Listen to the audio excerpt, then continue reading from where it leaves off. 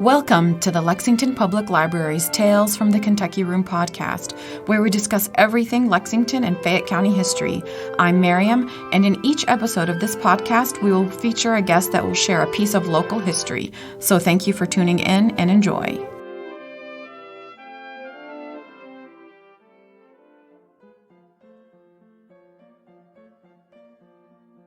Hi everyone, thank you for joining us for the podcast.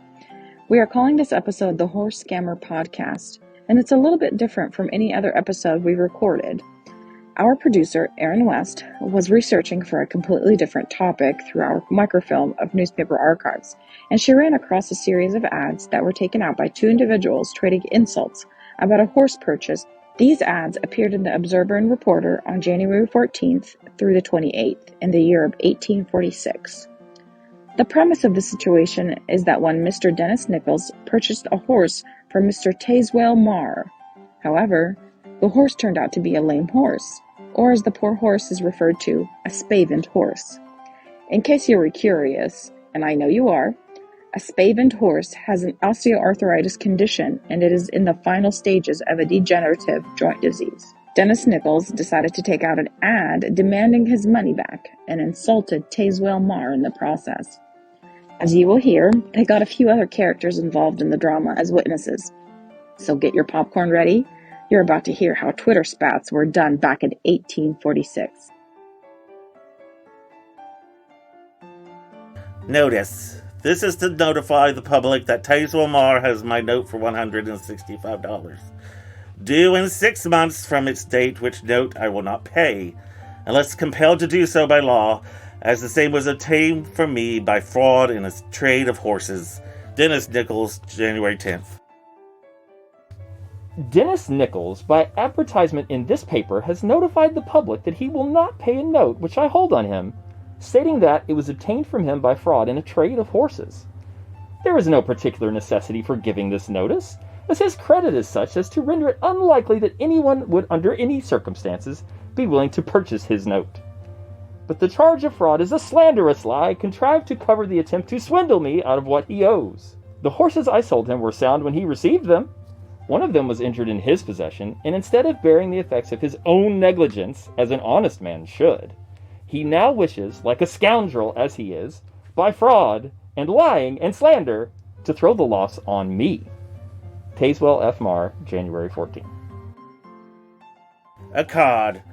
Mr. Tazewell F. Marr seems to have been thrown into a rage by my notice to the public of a note he held on me, fraudulently obtained, in which in self-defense and injustice to the community I felt called on to give.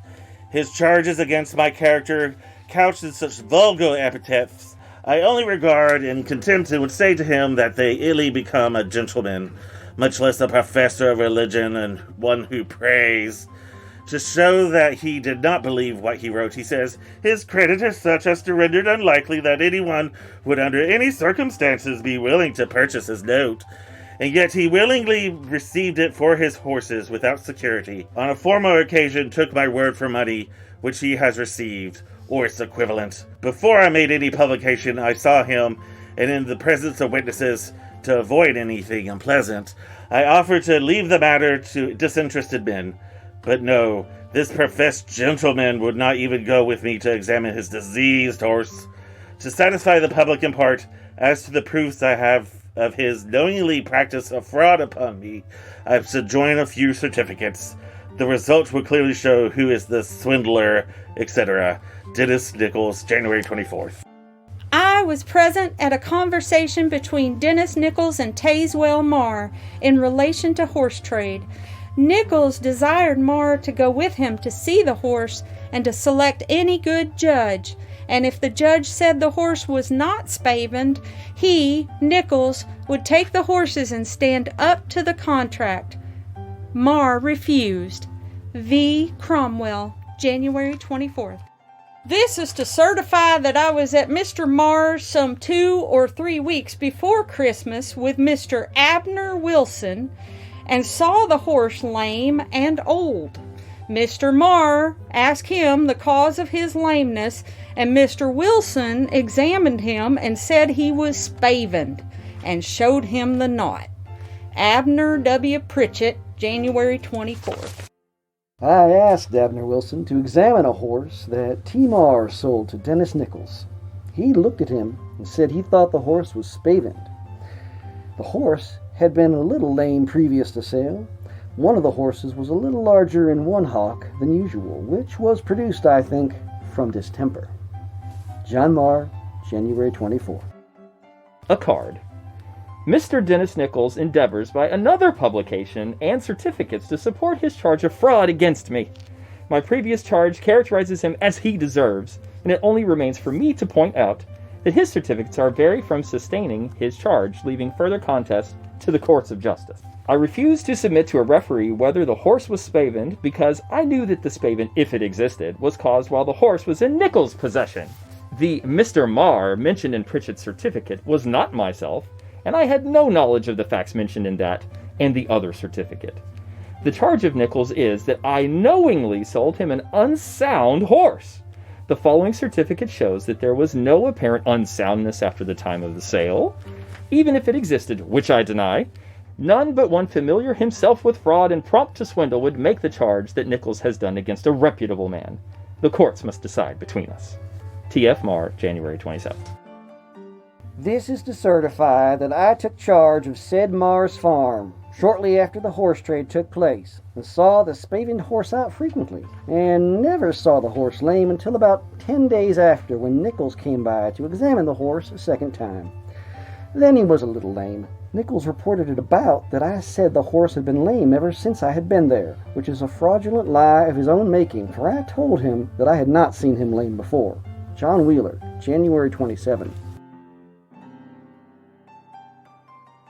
We hope you had as much fun listening to this podcast as we had recording it. I want to send out a special thank you to my colleagues for helping us record this podcast and lending their voices to these characters. J.P. Johnson played Dennis Nichols. This is to notify the public that Tazewell Marr has my note for $165. Jamie West played Tazewell Marr. And certificates to support his charge of fraud against me. Heather Pritchard played V. Cromwell. In relation to horse trade. And Abner Pritchett. Mr. Marr, some 2 or 3 weeks before Christmas. Brian Hosevar played John Marr. To examine a horse that T-Mar sold to Dennis Nichols. And John Wheeler. And never saw the horse lame until about 10 days after. And last but certainly not least, I want to thank you, our listeners, for tuning into the podcast. This was our last episode for this year, 2021. But we will be back with a lot more episodes in the new year. We have some exciting topics and guests planned for 2022. We hope you continue to join us. Have a restful and healthy holiday season and a joyous new year.